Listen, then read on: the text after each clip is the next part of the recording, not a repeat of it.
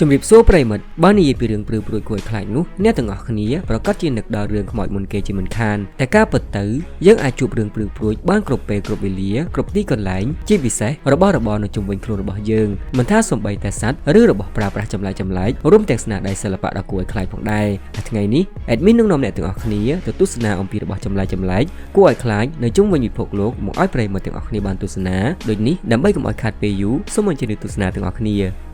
របស់ប្រើប្រាស់រូបរាងអវយវៈមនុស្សប្រសិនបើអ្នកគឺជាបុគ្គលដែលចូលចិត្តប្រើប្រាស់របស់ខុសប្លែកពីអ្នកជិតខាងនោះខ្ញុំសូមណែនាំអាយធៀមដ៏ព្រឺព្រួយទាំងនេះឲ្យអ្នកជ្រើសរើសយកទៅប្រើប្រាស់វាគឺជាស្នាដៃរបស់លោក Jolones ដែលគាត់គឺជាម្ចាស់ក្រុមហ៊ុន Model Creation ដែលផលិតស្នាដៃសិល្បៈទាំងនេះឡើងមកដោយស្នាដៃរបស់គាត់ផ្ដោតសំខាន់ទៅលើអវយវៈរបស់មនុស្សដូចជាកៅភ្នែកគ្រឿងក្នុងធ្មេញទាំងក្រាស់សរសៃឈាមដោយរបស់ពិតខ្លាំងណាស់ព្រមទាំង model ដែលគួរឲ្យខ្លាចដែលយើងនឹកស្មានមកដល់ជាច្រើនទៀតរបស់ទាំងនេះមិនមែនត្រឹមតែជារបស់សម្រាប់លម្អឬដាក់តាំងតែប៉ុណ្ណោះនោះទេតែវាអាចយកមកប្រើប្រាស់បានពិតទៀតផងមិនថាសំបីតែដេកកេះកៅទឹកសម្បកទូរស័ព្ទឬសំបីតែដបទឹកអប់ប្រសិនបើប្រិមិត្តចង់បានរបស់ទាំងនេះមកប្រើប្រាស់ឬចង់ជូនជាកាដូដល់មិត្តភក្តិនោះប្រិមិត្តត្រូវកំងទុកជាមុនប្រហែល4ទៅ6សប្តាហ៍ព្រោះរបស់ទាំងនេះផលិតដោយដៃរបស់មនុស្សដោយផ្ទាល់និងមានការផ្ចិតផ្ចង់បំផុតឧទាហរណ៍ថាមានកៅទឹករូបរាងដ៏គួរឲ្យខ្លាចបែបនេះនៅលើតុអាហាររបស់អ្នកនោះតើប្រិមិត្តញ៉ាំបាយចូលដែរឬទេ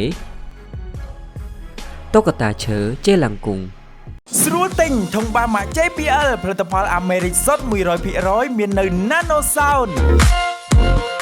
ប្រិមិត្តណាដែលចូលចិត្តភាពព្រឺព្រួយសូមអញ្ជើញមកលេងហ្គេមមួយនេះគឺយល់បាញ់ហាវិញ្ញាណដែលប្រើប្រាស់តុក្កតាដែលប្រជាជនឥណ្ឌូនេស៊ីហៅថាជេឡង់គង់ឬចៃឡង់គង់ដោយមុនដំបូងពួកគេបានផលិតតុក្កតាជាច្រើនបែបមានទាំងតុក្កតាកន្ត្រកដែលជាតុក្កតាបែបបុរាណហើយក្រោយមកក៏ចាប់ផ្ដើមវិវត្តមកជាតុក្កតាឈើនិងតុក្កតាកៅអ៊ីដូចជាយើងបានឃើញនេះឯងដោយល្បែងហាវិញ្ញាណមួយនេះចាប់ផ្ដើមឡើងដោយការសូត្រកថាបន្ទាប់មកតុក្កតានោះនឹងរង្គើនេះមានន័យថាវិញ្ញាណកំពុងតែចូលសន្ធិដ្ឋនៅក្នុងតុក្កតានោះហើយបន្ទាប់មកអ្នកអាចសួរសំណួរអ្វីក៏បានតែកាលពីសម័យបុរាណប្រជាជនឥណ្ឌូនេស៊ីប្រើវិធីនេះដើម្បីវិនិច្ឆ័យរោគទៅលើអ្នកជំងឺក្រោយពីមួយចំនួនទៅមួយចំនួនក៏ចាប់ផ្ដើមពេញនិយមប្រើប្រាស់វិធីនេះដើម្បីសួរសំណួរផ្សេងៗជាច្រើនតាមគោលបំណងរបស់ពួកគេហើយនៅពេលដែលភារកិច្ចចាប់សពគ្រប់នោះតម្រូវឲ្យអ្នកលេងហ្គេមមួយនេះត្រូវអញ្ជើញដួងវិញ្ញាណចេញពីតុក្កតានេះផងដែរបើមិនដូច្នោះអាចជះឥទ្ធិពលអាក្រក់ដល់អ្នកលេងល្បែងមួយនេះបានមិនដឹងថានេះគឺជារឿងពិតឬរឿងកុហកនោះទេ admin ក៏បកស្រាយតាមអ្វីដែលគេប្រាប់មកតែប៉ុណ្ណោះប្រហែលជាគ្មានអ្នកណាចង់សាកល្បងទេមើលទៅមែនអត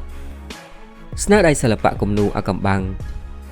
រូបភាពធម្មតានឹងប្រែទៅជារូបភាពដ៏គួរឲ្យខ្លាចនៅពេលដែលអ្នកបានជួបជាមួយនឹងស្នាដៃសិល្បៈរបស់លោក Black Nobert ដោយស្នាដៃសិល្បៈរបស់គាត់មានគំនិតច្នៃប្រឌិតខុសពីធម្មតានោះគឺជារូបភាពដែលបង្កប់ជាច្រើនជាន់ដូចជារូបភាពស្រីម្នាក់នេះអញ្ចឹងមើលដំបូងដូចជារូបភាពធម្មតាទូទៅតែនៅពេលដែលកោះស្រទាប់ខាងលើចេញស្រាប់តែបង្ហាញឲ្យឃើញពីកែវភ្នែកដ៏គួរឲ្យខ្លាចដូចជាកែវភ្នែករបស់មនុស្សត្រូវខ្មោចចូលអញ្ចឹងតែប្រសិនបើអ្នកគិតថាវាមិនសូវគួរឲ្យខ្លាចនោះអញ្ចឹងមកទស្សនារូបមួយនេះវិញម្ដងមើលចោះកែវភ្នែកគ្មានស្បែកថែមមាត់រហែកដូចជាបីសាច់នៅក្នុងខ្សែភាពយន្តអញ្ចឹងចំណែកឯដើមហេតុដែលស្នាដៃសិល្បៈទាំងនេះត្រូវបានបង្កើតឡើងនោះក៏ព្រោះតែវិចិត្រករចង់បង្ហាញថាមនុស្សគ្រប់រូបតែងតែមានអាកំបាំងរបស់ខ្លួនលាក់ទុកនៅក្នុងចិត្តគ្រប់គ្នាគ្រាន់តែមិនបង្ហាញឲ្យគេឃើញហើយអ្នកខ្លះក៏បានព្យាយាមគិតវេះមិនចង់ដឹងពីអាកំបាំងរបស់ខ្លួនឯងទៀតផងហើយវិចិត្រកររូបនេះបានលើកឡើងថាគាត់សង្ឃឹមថាស្នាដៃសិល្បៈរបស់គាត់មួយនេះអាចមានប្រយោជន៍ដល់មនុស្សមួយចំនួនអូហូពិតជាស្នាដៃអស្ចារ្យគួរឲ្យកត់សរសើរខ្លាំងណាស់តែដោយសារតែវាមើលទៅគួរឲ្យខ្លាចមិនដឹងថាមានអ្នកណាហ៊ានលេងកោះរូបដូចជាគាត់ដែរឬទេណតុក្កតា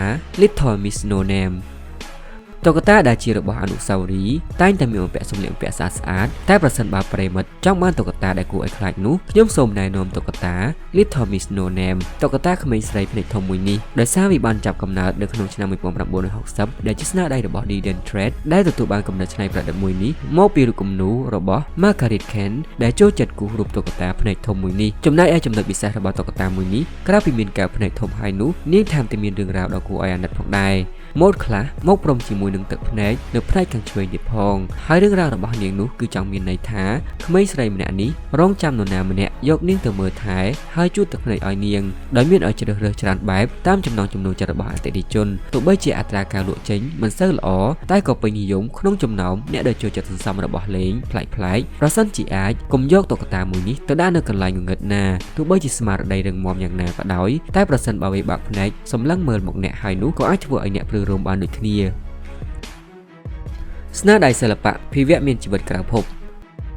រូបភាពមួយនេះធ្វើឲ្យពិភពអ៊ីនធឺណិតពុះកញ្ជ្រោលមួយរយៈតែម្ដងនៅពេលដែលអ្នកស្ទូចត្រីម្នាក់ក្នុងរដ្ឋខេរ៉ាប្រទេសឥណ្ឌាបានដើរទៅជួបប្រទេសរបស់ចម្លែកម្យ៉ាងដែលមានរូបរាងដូចជាមនុស្សក្រៅភពទាំងស្បែកទាំងមុខមាត់រូបរាងមើលយ៉ាងណាក៏នៅតែព្រឺរោមដែរនៅមិនទាន់អស់នោះទេថែមទាំងមានពាក្យចចាមអារាមថាសេរបស់វាខុសពីសេរបស់មនុស្សយើងវាអាចស្រូបពន្លឺថ្ងៃដើម្បីបំលែងធ្វើជាអាហាររបស់វាបានទៀតផងងាប់ហើយតែនេះគឺជារឿងពិតឬរឿងកុហកឲ្យប្រកាសទៅប្រិមិត្តតែកុំទាន់ស្លុតចិត្តអីចុងក្រោយគេក៏បានដឹងថានេះគឺជាព័ត៌មានមិនពិតចំណែកឯអាមួយនេះការពិតទៅវាគ្រាន់តែជាតុក្កតាដែលគេផលិតឡើងមកពីស៊ីលីកូនមានកម្ពស់72សង់ទីម៉ែត្រគឺជាស្នាដៃរបស់សិល្បករល្បីឈ្មោះជនជាតិអ៊ីតាលីម្នាក់ដែលមានឈ្មោះបោះសម្លេងខាងផ្នែកបង្កើតរបស់ចម្លែកហើយស្នាដៃរបស់គាត់ពិតជាអស្ចារ្យខ្លាំងណាស់រហូតមើលមិនចង់ដឹងថាវាគឺជារបស់ពិតឬរបស់ក្លែងក្លាយតែបើសិនជាល្អសូមកុំយករបស់ទាំងនេះទៅដាក់នៅក្នុងព្រៃអីប្រយ័ត្នអ្នកដើរឆ្លងកាត់ទីនោះជួបប្រទះភ័យកាំងបេះដូងបេះថ្នោតសន្លប់បាសជើងបានណាខ្មោចលៀងឡានរដូវ Halloween ទាំងមូលប្រកាសជាត្រូវមានការតែងខ្លួនឲ្យមើលទៅដូចជាខ្មោចដើម្បីបង្អួតគ្នាបន្តិចហើយពិតអត់តែប្រសិនបើគ្រាន់តែជាការជួបជុំគ្នាធម្មតានោះប្រហែលជាគួរឲ្យធុញទ្រាន់រហូតធ្វើឲ្យកន្លែងលាងរថយន្តមួយកន្លែងដែលមានឈ្មោះថា GFY Express Car Wash នៅក្នុងសហរដ្ឋអាមេរិកបែកគំនិតច្នៃប្រឌិតការលាងរថយន្តដ៏រន្ធត់ដល់អតិថិជនរបស់ខ្លួនដោយឲ្យបុគ្គលិកតែងខ្លួនដូចជាខ្មោចមកលាងឡានឲ្យហើយកន្លែងលាងរថយន្តមួយនេះចាប់ផ្ដើមបើកកម្មវិធីខ្មោចលាងឡាននៅក្នុងសប្តាហ៍ចុងក្រោយនៃខែតុលាឆ្នាំ2019 រហូតទទួលបានការគាំទ្រពីសំណាក់អតិថិជនយ៉ាងច្រើនសន្ធឹកសន្ធាប់រហូតក៏មានការប្រវិធីជារឿយៗនៅក្នុងឆ្នាំបន្ទាប់ហើយសង្ឃឹមថាវាអាចនឹងក្លាយទៅជាប្រពៃណីរបស់ពួកគេថែមទៀតផងតែការលាងរថយន្តដ៏ព្រឺព្រួយបែបនេះក៏អាចធ្វើឲ្យក្មេងៗមួយចំនួនភ័យខ្លាចនោះដែរមើលទៅរបស់ខ្មោចទៅចោះសម្ដែងសមយ៉ាងនេះបើមិនប្រាប់ថាជាកម្មវិធីដែលគេរៀបចំនោះមនុស្សធំដូចជាយើងក៏ប្រកាសជាស្រែកកាំងដូចគ្នាត្រីឆ្លាមនីនចាបើនិយាយពីរឿងនីនចាអ្នកទាំងអស់គ្នាប្រកាសជានឹកដល់មនុស្សដែលពាក់សម្លៀកបំពាក់ពណ៌ខ្មៅចេះសម្រាលខ្លួនបានរហ័សនិងបំបាំងកាយបានយ៉ាងល្អតែប្រសិនបើជាត្រីឆ្លាមនីនចាវិញនោះមិនមែនត្រឹមតែមានពណ៌ខ្មៅងងឹតនោះទេមុខមាត់របស់វាថែមទាំងគួរឲ្យខ្លាចទៀតផងមានធ្មេញដូចជាបេសាចនិងកើភ្នែកពណ៌ផ្ទៃមេឃដែលអាចបញ្ចេញពន្លឺនៅកន្លែងងងឹតបានដូចជាអំពូលភ្លើងមើលមួយផ្លែតស្មើតែបេសាចទេតើតែនេះក៏ជាអាវុធដ៏សំខាន់របស់វាផងដែរព្រោះអាចជួយឲ្យវាបញ្ឆោតសត្វផ្សេងៗឲ្យមកចិត្តដើម្បីស៊ីជីចំណីតែកុំបារម្ភអីអ្នកនឹងមិនអាចជួបប្រទះត្រីឆ្លាមមួយប្រភេទនេះបានងាយៗនោះទេព្រោះវាចូលចិត្តរស់នៅតំបន់សមុទ្រប៉ាស៊ីហ្វិកក្បែរបាណាម៉ានិងកូស្តារីកានៅក្នុងជម្រៅទឹកចាប់ពី800ទៅ1400ម៉ែត្រតែទោះបីជាវានៅក្នុងទឹកជ្រៅយ៉ាងណាក៏ដោយមុខមាត់ដូចជាអេលៀនភពក្រៅបែបនេះបើមិនបានជួបក៏កាន់តែល្អសូមអរគុណប្រិយមិត្តដែលបានទស្សនាคลิปវីដេអូមួយនេះតាំងពីដើមរហូតដល់ចប់បើចូលចិត្តកុំភ្លេចចុច like ចុច share បើចង់តាមដានទស្សនាវីដេអូបន្ទាប់កុំភ្លេចចុច subscribe និងជួយចុចរូបកណ្ដឹងផងណាសម្រាប់ថ្ងៃនេះសូមជម្រាបលាជួបគ្នានៅឱកាសក្រោយទៀតជូនពរសំណាងល្អ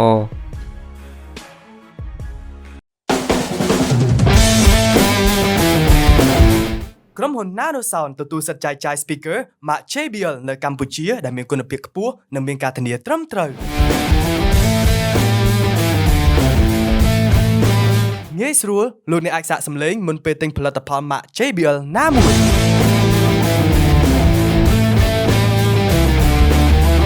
រត់តែពិសេសលោកអ្នកអាចយក speaker ម៉ាក JBL ចាស់មកបដូរយកថ្មីនៅគ្រប់សាខាទាំងអស់របស់ក្រុមហ៊ុន NanoSound